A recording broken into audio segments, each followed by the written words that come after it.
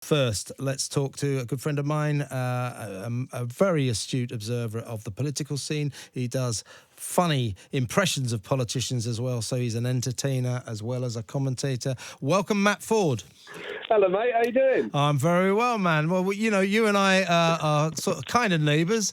Yeah. We used to meet in our local pub, the old Bull and Bush, and now we can't. What a tragedy that is. Oh, I miss it. I mean, I know everyone's missing the pub, but it is so...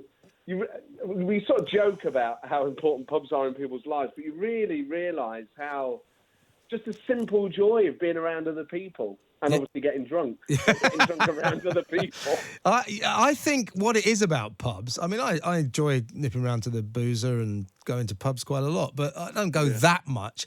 But what irks me about this current situation is we haven't got the ability to go to the pub. It's not being able to do it, not having it in the back of your mind where you've got a spare hour and you can say to your wife or your friend, let's go for a beer.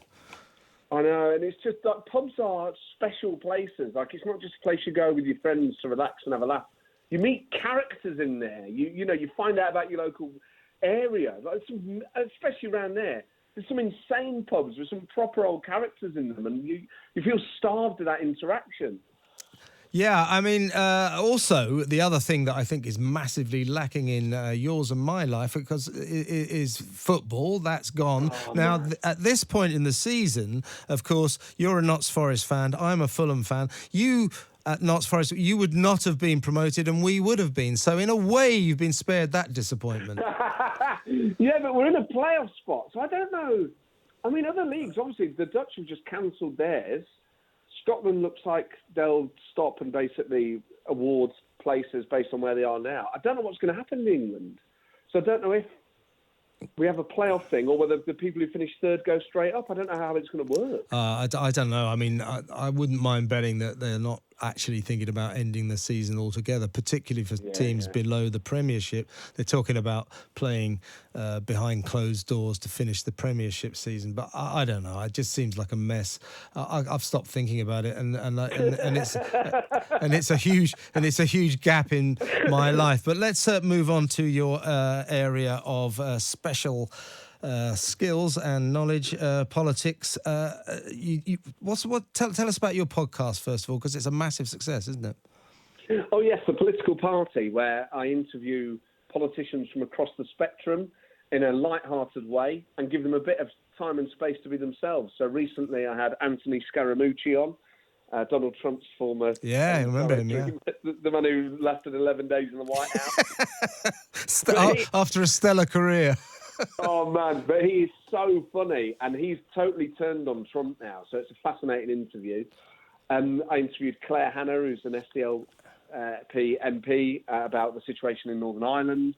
And previous guests include Nigel Farage, William Hague, Tony Blair, Nicola Sturgeon, Sadiq Khan, Michael Heseltine, all of whom have been very great. Hey, mate, you've got pulling power, clearly.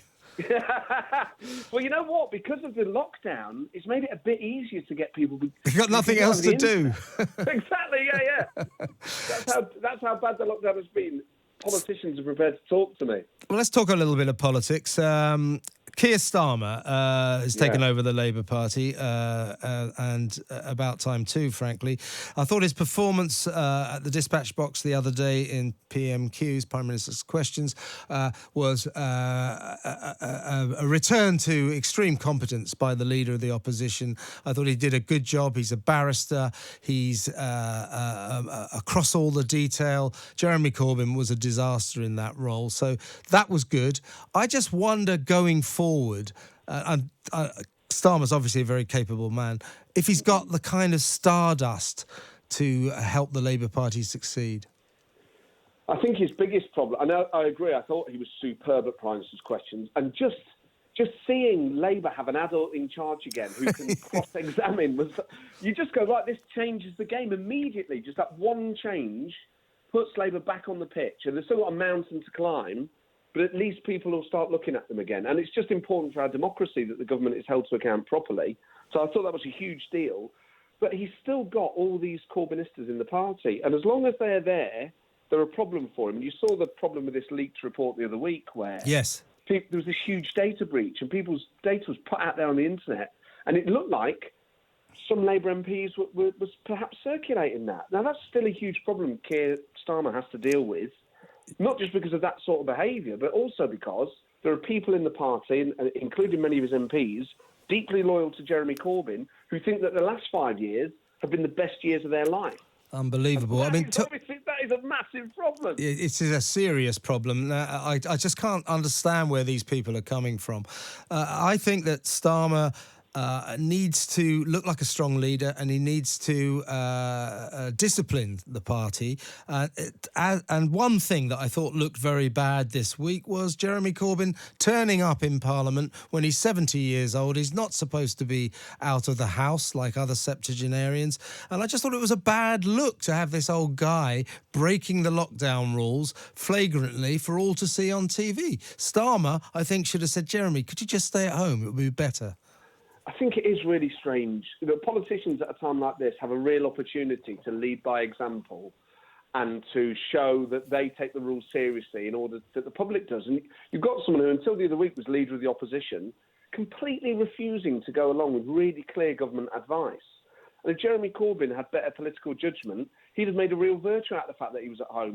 He'd have taken part in virtual democracy and held the government to account online. He could have been doing videos from his home. He could have helped other people his age understand and go through this. But instead, he's had this sort of silly rebellion against the rules. And on top of that, when the clap for carers thing's been going on, he was marching up and down his street trying to hand a drum to that poor bloke who didn't want to go anywhere near him. Yeah, get away from me, you old guy. Well, I'm just like, what are you doing, mate? The thing is, he may be carrying it. You don't know. This is the thing with the virus. Yeah. You might be asymptomatic. You're putting other people at risk. Yes, yeah. I mean, and yourself. I mean, the whole point of this, these instructions, and they're a requirement, they're not advisory, is for old people who are over the age of 70, to protect themselves for their own safety and to not put the lives of others at risk.